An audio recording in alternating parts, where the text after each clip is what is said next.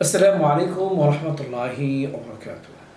প্রিয় দর্শক শ্রোতা ভাই বোনেরা, আপনারা যেখান থেকে আমাদের এই ইসলামিক অনুষ্ঠানের পাশে রয়েছেন এবং উপভোগ করছেন, দেখছেন, সবাইকে এফকিউ চ্যানেল ও মার্কাজুল উলুম ফাতেহা সেন্টার জনাবাড়ি হেমায়তপুর সাভার ঢাকার পক্ষ থেকে জানাচ্ছি অসংখ্য ধন্যবাদ।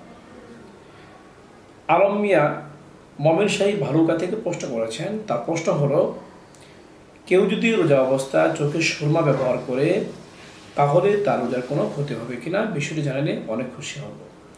আলম মিয়াকে এই প্রশ্ন করার জন্য অসংখ্য ধন্যবাদ। তার প্রশ্ন উত্তর হলো, যদি কোনো ব্যক্তি রোজা অবস্থায় চোখে সুরমা ব্যবহার করে তাহলে সেই ব্যক্তির রোজার কোনো ক্ষতি হবে না, কারণ চোখের সাথে আমাদের কারোরই পাকস্থলী কোনো সম্পর্ক নেই। আর পাকস্থলীর সাথে যদি কোনো সম্পর্ক না থাকে তাহলে রোজা ভঙ্গ হওয়ার কোনো কারণ নেই। এই জন্য কেউ যদি রোজা অবস্থায় চোখের সুরমা ব্যবহার করে তাহলে সেই ব্যক্তির রোজা ভঙ্গ হবে না।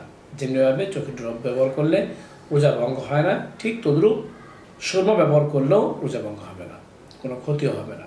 এই মাস্টার রেফারেন্স আপনারা পাবেন রদ্দুল মুহতানের 3 নম্বর খণ্ডের 455 নম্বর পৃষ্ঠায়, আল বাহর ওয়াকি 2 নম্বর খণ্ডের 476 নম্বর পৃষ্ঠায়, বাদাই সরাই 2 নম্বর খণ্ডের 663 নম্বর পৃষ্ঠায়, উমদাতুল ফিকহের 3 নম্বর খণ্ডের 184 নম্বর পৃষ্ঠায়, ফাতোয়া দারুল দেওবন্দের 6 নম্বর খণ্ডের 452 নম্বর পৃষ্ঠায়।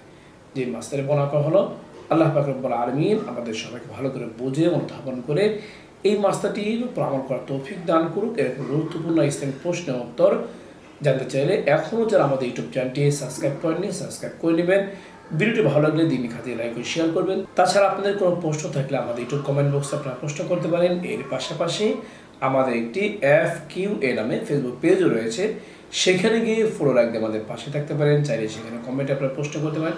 আপনাদের প্রশ্ন উত্তর যথাসময় দেওয়ার চেষ্টা করব। ওমা তাওফীকি ইল্লা বিল্লাহ।